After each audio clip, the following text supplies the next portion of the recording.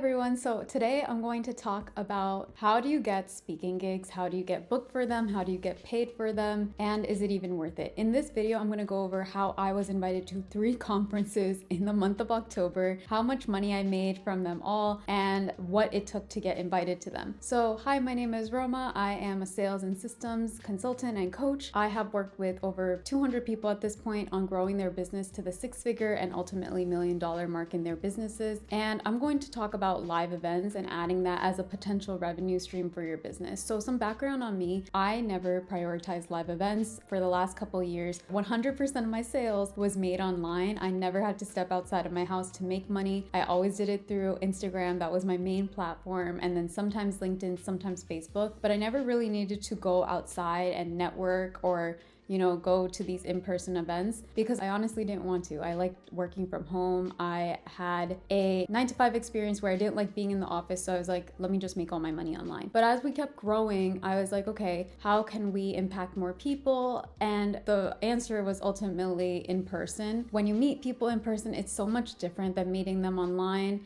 And the connection is just so much better. So I will say, if you're at the multiple 6-figure mark, it might be time for you to add this to your business. I'll talk about my experience. So I'll go over the 3 tips of what it's like to get invited, to get compensated, and then how to even speak at these events. So let's start with number 1, which is how to get invited to these conferences. A lot of people think this fancy process, you need to hire a publicist, you need to hire someone in PR, you need to reach out to 1 million people. But I would just say start with your community. Start with who you already follow, who you already know, because that is literally how I got my first conference invite. I was just on Instagram, and usually I'm sure I scrolled past posts like this, but a mutual of mine was having an event in New York City. I live close by, so I was like, okay, let me see if I can go.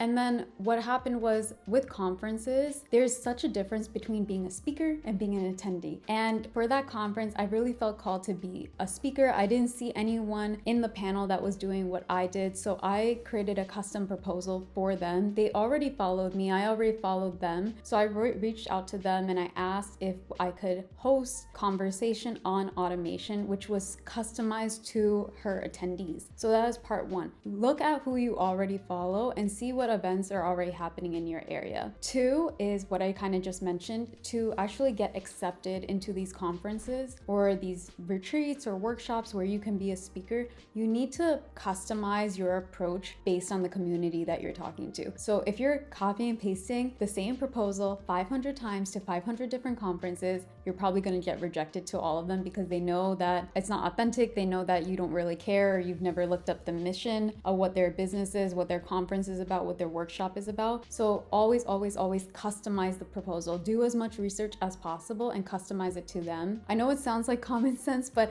for the longest time, even when I run my own podcast, people will send me random pitches and they're not customized at all. I could totally tell that they did not watch the podcast, learn anything about it. They didn't even listen to a show. So you could see it a mile away if you did not do your research when it comes to pitching on a conference. And then number 3 is how to get compensated. So what I noticed is you can either pay to be part of conference, someone can pay you to be part of their conference, or you can just go, you can comp your admission to the conference by speaking, right? So for the first event, I actually paid to be a vendor and a speaker. So the difference between a speaker is you're usually just speaking, that's it. The difference with a vendor is that you're usually selling something during the conference. So you might have a booth, you might have flyers that you can hand out. So I paid to be a vendor at that. And then I also had the speaking opportunity. And what that led to, I think within that 1 weekend, it was a conference of about 20 people. And that led to about, I think, $3,000 in 1 weekend, right? Now, this is why I say conferences are great, but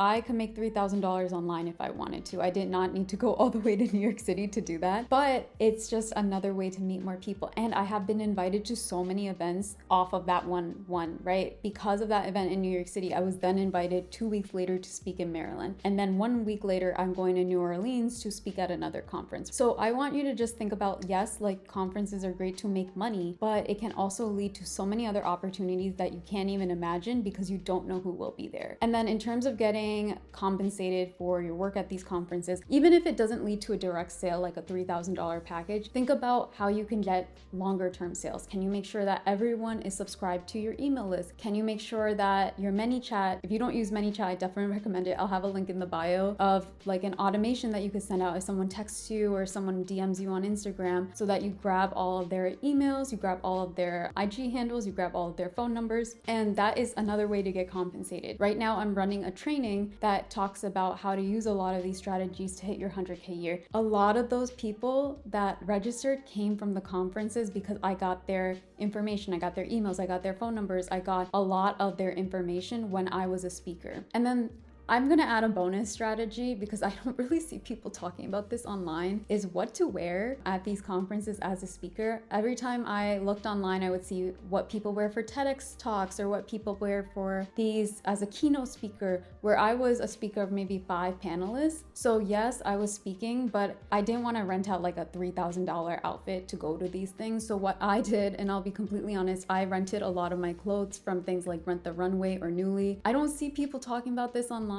I'm not the type of person to just buy one outfit and never wear it again. And I don't wear things like green suits or pink suits. And if that's the theme of the conference, I want to abide by that. So I definitely recommend rental clothing services. They were great. I could swap out different outfits and I used them throughout my whole conference. In fact, every single outfit that you see me wear in this video or in like any of my social media conference posts is probably from a rental service. And that's what I'll continue to do until I probably hire a personal stylist for these events. So that's the last thing I wanted to say. It's a little known secret in the industry is that you can have a personal stylist who style you for these events, or you could use a rental service if you don't want to blow a bunch of money trying to buy clothes for a one-time gig. Okay, so that was my video. I hope this was helpful, kind of getting an inside look of what it's like doing all these speaking engagements. Let me know if you guys want more stuff like this. As I'm doing new strategies in my business, I'm taking you guys along with me. But yeah, I'm really excited, and I will probably post something when I'm in New Orleans speaking for that 4th speaking engagement. All right.